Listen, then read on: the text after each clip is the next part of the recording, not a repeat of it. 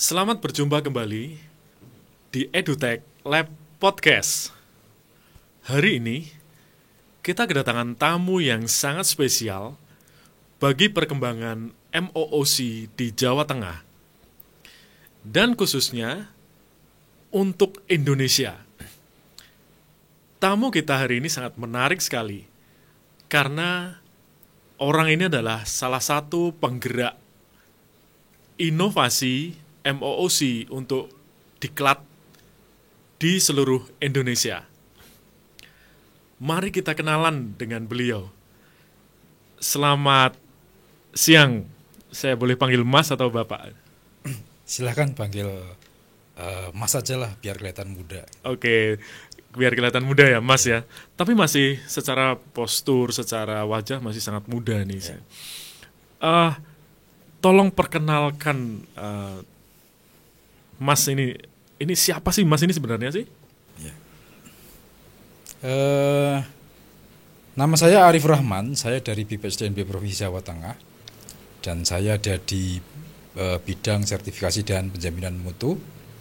Kalau orang menyebutnya biasanya di bidang 1 yang berkaitan dengan sertifikasi, kemudian uji kom, pengembangan perangkat pembelajaran dan lain-lain. Oke, jadi Mas Arif bekerja di bidang 1. Bidang 1 itu sertifikasi dan penjaminan mutu. Yeah. Apa saja sih yang disertifikasi atau dijamin mutunya oleh bidang 1 itu? Yeah.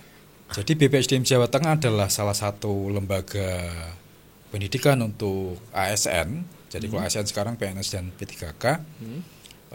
Dan kami mempunyai akreditasi A, itu yang terbaik untuk lembaga pendidikan di Indonesia secara akreditasi, dan untuk menjamin atau menentukan kualitas dari suatu pelatihan itu harus dilihat semua aspeknya, dan di bidang kami yang kebetulan yang berwenang untuk menjamin mutu dari pelaksanaan pelatihan tersebut, baik klasikal maupun non klasikal. Oke, jadi sebagai pemegang kualitas diklat pada BPSDMD Provinsi Jawa Tengah gitu ya? Iya, betul. Tugasnya juga menyusun instrumen-instrumen untuk menjaga kualitas tersebut atau apa? Iya, termasuk membuat SOP-nya, membuat instrumennya, membuat pedoman-pedomannya, kemudian juga melaksanakan evaluasinya. Seperti itu, Pak Ganis. Wah, luar biasa.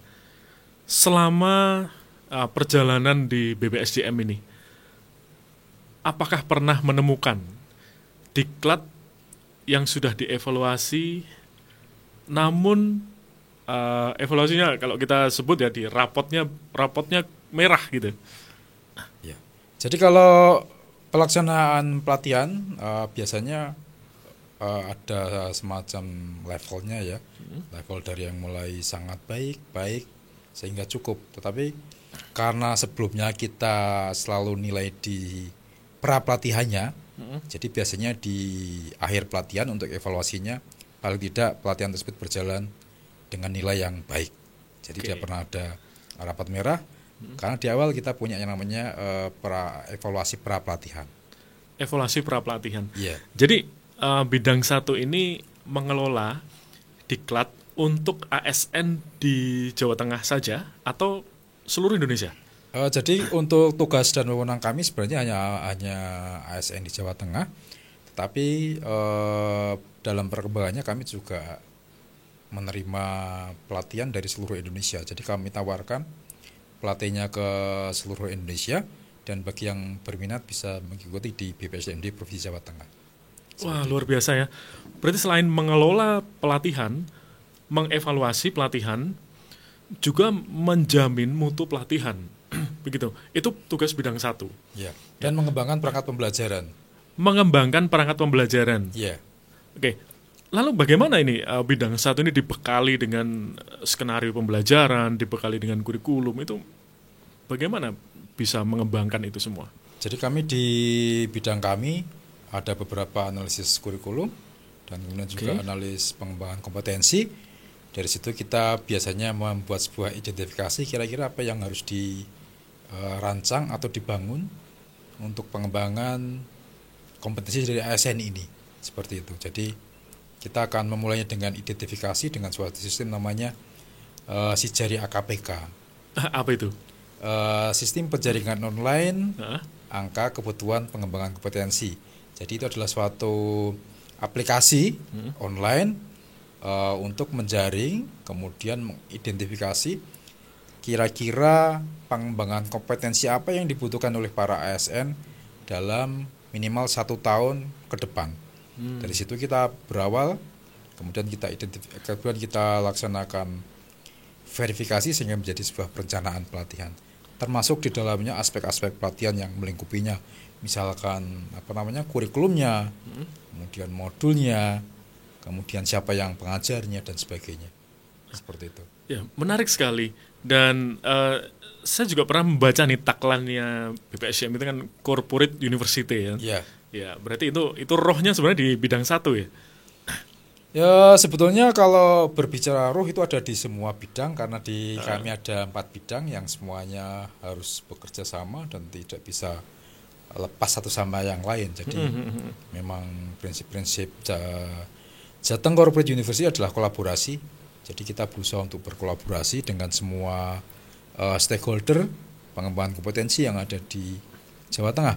Termasuk salah satunya hari-hari ini kita banyak bekerja sama dengan perguruan tinggi, kemudian juga dengan misalkan di Semarang dengan UNES, dengan Undip, kemudian juga dengan pihak swasta, corporation dan sebagainya. Oke, menarik sekali ketika kita bicara tentang diklat dan kita bicara tentang kurikulum dan kita tahu bahwa ada corporate university di BPSDMD. Itu adalah sebuah otomasi sistem yang luar biasa yang digerakkan oleh lembaga pemerintahan berbasis diklat itu ya. Yeah. Nah, saya dengar dalam akhir-akhir ini ya di baru-baru ini BPSDM itu juga mengembangkan MOOC. Ya, MOOC. Tadi saya kenalkan sebagai seorang penggerak MOOC ini. Boleh cerita nggak itu MOOC itu kenapa sih alasannya? Kenapa harus dikembangkan? Bahkan MOOC ini kadang merepotkan juga nih untuk orang-orang ini. Apa alasannya apa dikembangkan? Jadi begini Pak Ganis, PP tentang manajemen kepegawaian 11/2017 yang sudah diperbarui itu memberikan hak 20 jam pelajaran kepada setiap PNS untuk dapat mengikuti pengembangan kompetensi. Sementara tidak semua PNS itu bisa datang ke pelatihan klasikal, yang datang ke suatu pelatihan kemudian mereka mengikuti pelatihan selama kurang lebih 5-14 hari, dan untuk memenuhi pelatihan klasikal tersebut apabila dilinearkan dengan biayanya juga akan sangat tinggi, karena satu PNS itu bisa katakanlah minimal 1 juta katakanlah untuk suatu pelatihan klasikal. Untuk itu sesuai dengan perkembangan teknologi informasi, teknologi jaringan, teknologi internet, kita menggagas beberapa MOOC. Jadi MOOC merupakan sebuah metode pembelajaran non-klasikal karena mereka tidak berkumpul di kelas, yang bisa diakses kapanpun, dimanapun, oleh siapapun yang eligible. Jadi akhirnya kita membentuk suatu MOOC yang katakanlah dalam satu MOOC bisa 30-40 JP, dan target setiap MOOC targetnya mungkin bisa minimal 1.000 ya. Jadi untuk MOOC yang akan kita launching pada bulan Januari, ASN Jateng Bijak Internet, mungkin kita targetkan sekitar 50.000 peserta bisa masuk ke situ. Wow. Dan secara biaya itu akan sangat lebih murah. Katakanlah biaya satuannya mungkin hanya sekitar 10.000 sampai 20.000 rupiah, itu akan sangat murah. Tapi bisa menjangkau semua PNS dimanapun dan kapanpun tanpa mereka harus meninggalkan pekerjaannya. Luar biasa ini sebuah terobosan baru bagi diklat untuk ASN ya. Dan 50.000 itu angka yang besar itu. Ini bagaimana ini Mas Arif ini mengelola sebanyak peserta sebanyak itu dengan bagaimana persiapannya untuk mengelola hal itu semua? Karena semuanya sekarang sudah berbasis otomatisasi, jadi kami juga ada otomatisasi pendaftaran, otomatisasi sistem. Jadi saya kira tidak ada masalah. Tinggal bagaimana nanti kita harus mensosialisasikan MOOC ini agar informasinya bisa sampai ke semua PNS atau P3K atau ASN. seperti itu. Jadi nanti kita akan bergerak masif melalui media sosial, sehingga tidak hanya lewat jalur-jalur formal seperti surat dan sebagainya yang sudah kita biasa lakukan selama ini, tetapi juga lewat media sosial dan sebagainya. Ya, jadi nanti memang rencananya seluruh ASN ketika mengikuti diklat itu semuanya online ya? Iya. Dan berbasis MOOC tujuan ke depannya. Ya, jadi memang sebagian besar memang ke depannya kemungkinan besar kita akan banyak mengembangkan MOOC atau ada lagi COOC mungkin di bawah 1000 ya, Corporate Online Open Course, atau mungkin lebih kecil lagi Small Private Online Course, tetapi basisnya tetap e-learning, tetap online, tetap non klasikal. Karena tadi pelatihan atau bangkom klasikal itu sangat berbiaya tinggi. Jadi kita harus bisa menuntaskan itu dengan biaya yang lebih murah dan bisa menjangkau semuanya. Oke. Dan apakah ini hanya untuk ASN saja atau ini bisa untuk non ASN atau yang lain? Jadi untuk rencana ke depan memang target bisnis kami atau core bisnis kami adalah ASN, tetapi tidak menutup kemungkinan nanti di kemudian hari di knowledge management system kami akan bisa menerima juga peserta dari non ASN. Jadi masyarakat nanti juga akan kami persilakan untuk masuk dengan mata pelatihan yang sesuai dan bisa diikuti oleh semua lapisan masyarakat. Seperti itu. Oke. Nah, dengan adanya inovasi MOOC pada diklat-diklat online itu, sebenarnya harapannya Mas Arif apa sih untuk kedepannya bagi ASN itu? Ya. Jadi roh manajemen kepegawaian itu adalah merit system. Merit system adalah suatu model kepegawaian di mana yang menjadi ruhnya adalah kompetensi dari person atau individunya. Jadi ketika individu tersebut kompetensinya tinggi, dia akan dihargai sesuai dengan kemampuannya. Jadi kalau sekarang kan sama rasa sama rata. Jadi berdasarkan golongan, masa kerja dan sebagainya. Kompetensi tidak dihitung sama sekali. Tetapi di kemudian hari nanti pemerintah itu arahnya ke merit system, yaitu berpijak pada kompetensi pegawai. Jadi pegawai yang sertifikasinya atau kompetensinya banyak dan tinggi itu akan dihargai lebih tinggi daripada yang lain. Otomatis beban kerjanya juga akan lebih tinggi seperti itu. Tetapi penghargaannya adalah penghargaan berdasarkan tingkat kompetensi. Jadi bukan berdasarkan kepada pangkat atau golongan.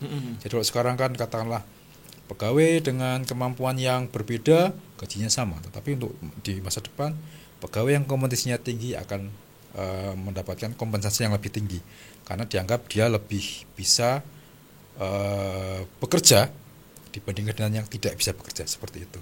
Jadi kita akan seperti di korporat atau di perusahaan yang kompetensinya tinggi akan mendapatkan remunerasi yang lebih tinggi, seperti itu. Oke. Luar biasa sekali ya konsepnya. Jadi kalau saya lihat dari untuk menjangkau kompetensi ini dengan strategi MOOC tadi yang sebenarnya lebih private ya, karena pengelolaan MOOC Massive Open Online Course ini kita bisa fleksibel ya, para pesertanya bisa fleksibel. Ini siapa sih pencetusnya ide ini di awal?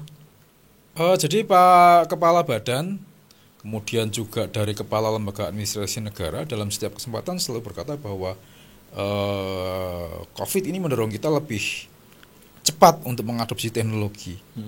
Dan karena teknologi jaringan ini berkembang dengan sangat cepat, sehingga mau tidak mau lembaga-lembaga pelatihan, apalagi di tingkat pemerintah juga harus menyesuaikan. Kalau kita hanya mengandalkan pelatihan yang klasikal, pengembangan kompetensi yang mengundang orang itu tidak akan selesai. Jadi amanat undang-undang itu nggak akan selesai.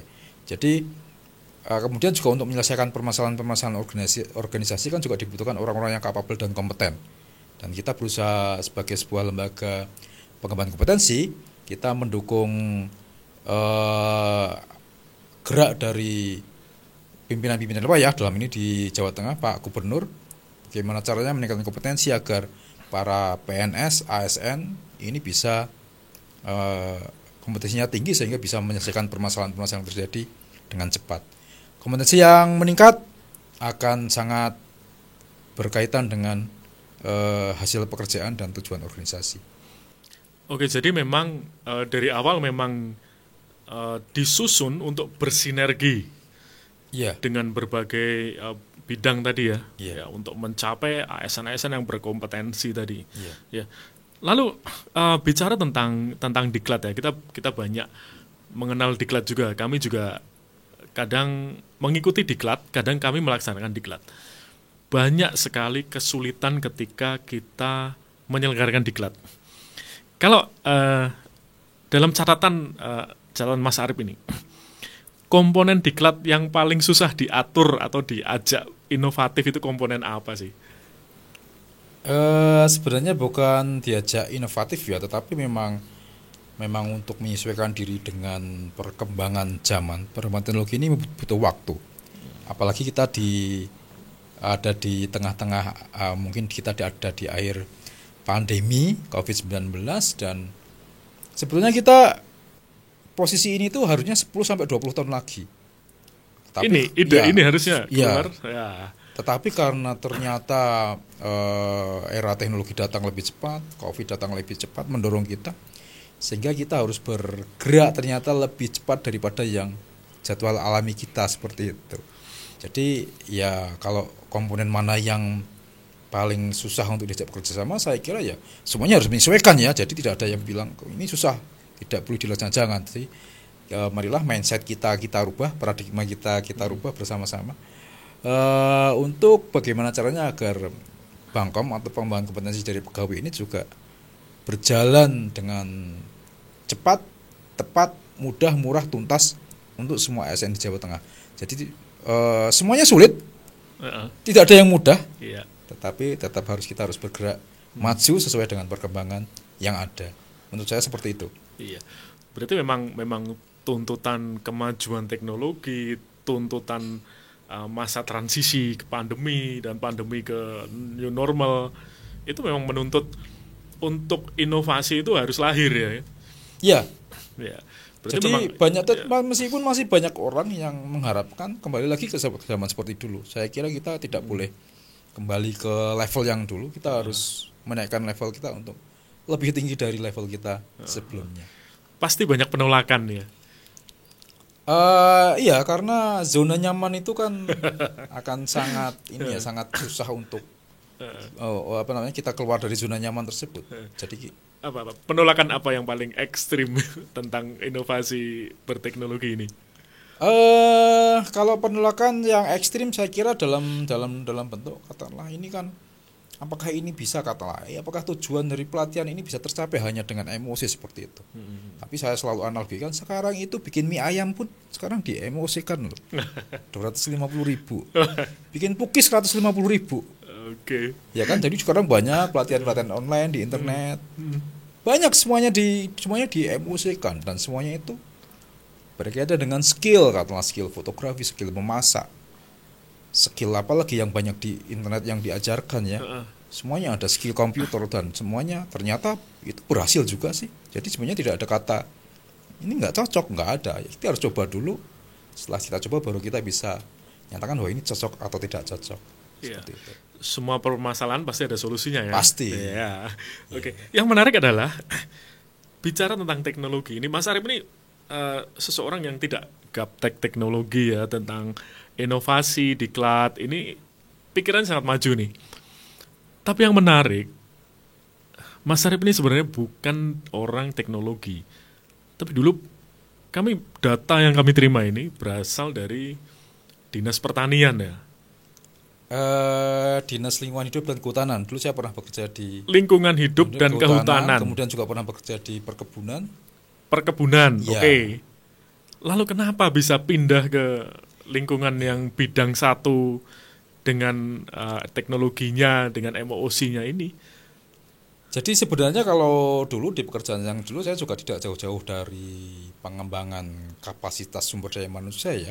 Tetapi saya berhubungan dengan kelompok tani, dengan petani, selalu berinteraksi dengan manusia, meningkatkan kemampuan mereka, mungkin dengan penyuluhan atau katakanlah mengajari cara menggoreng kopi. Itu kan juga sebenarnya nggak jauh-jauh dari pendidikan dan pengembangan kompetensi ya, tetapi sasarannya berbeda. Jadi dunia saya sebenarnya nggak jauh-jauh dari situ juga ya. Iya. Jadi Tentang penjaminan mutu. betul. Jadi tidak apa namanya, kalau untuk pengembangan sumber daya manusia, saya kira memang dari awal saya memang selalu bersentuhan dengan hal tersebut.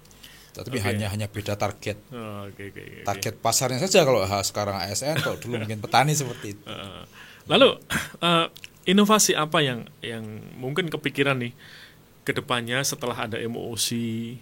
Inovasi apa lagi yang mungkin kepikiran untuk ASN di Indonesia ini ya? Ya. Jadi kita akan mulai kemarin dengan Bapeda, kita sudah sepakat mungkin tahun 2024 kita akan mengirim ASN Jawa Tengah ke luar negeri. Jadi blended learning, katakanlah nanti e-learning selama beberapa hari, kemudian kita kirim untuk benchmark atau bikin project di luar negeri, kemudian ke Belanda atau ke Jepang. Jadi sudah kita rencanakan seperti itu, meskipun nanti kita tetap itu kaitannya dengan anggaran. Iya. Tetapi kalau kita ingin melihat kemajuan, kita ingin maju, kita harus melihat sesuatu yang lebih maju dari kita. Jangan seperti kata dalam tempurung. Nah, semakin menarik nih, benchmarking ASN ke luar negeri. Iya. Ya, yang pasti akan mendapat by project ya, jadi bukan benchmarking, by project. Iya. Ya. Oke. Berarti project based learning namanya. Betul. Okay. Nah, ini prinsip-prinsip seperti itu, strategi itu sudah diterapkan di perguruan tinggi dan sekarang di jenjang-jenjang sekolah juga sudah banyak diterapkan kan. Iya. 70% experiential learning ya. Jadi yang 20% teori, kemudian yang 70%-nya itu experiential learning ya. Nah, ini menarik sekali ya. Nanti setelah MOOC ada inovasi seperti itu. Mungkin kedepannya ada inovasi-inovasi lagi ya. Iya. Harapan bagi karir seorang Arif Rahman ini apa? Kedepannya mau jadi apa ini? Karena saya seorang fungsional ya, saya akan bekerja sesuai dengan fungsi saya ya. Jadi kebetulan hari ini saya jadi pengembang teknologi pembelajaran. Jadi itu benar-benar seperti jatuh dari langit, tiba-tiba jadi seorang PTP gitu kan. Dan itu aja yang saya fokus ke situ saja, nggak jauh-jauh gitu.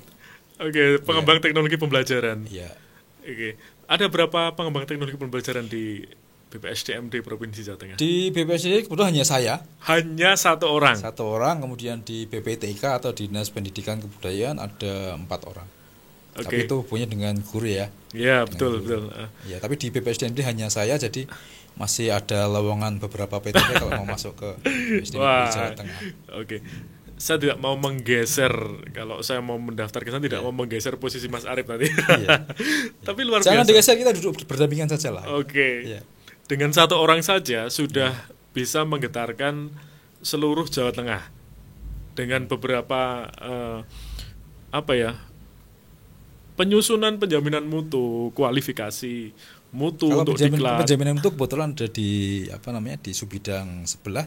Jadi ada di kami ada Bu Sri Sulistiati, Kepala Bidang, ada Pak Said di penjaminan mutunya khusus, kemudian Bu Hera di uji kompetensi. Uji kompetensi, Oke, baik.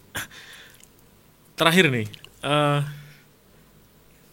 statement dari seorang Arif Rahman ini.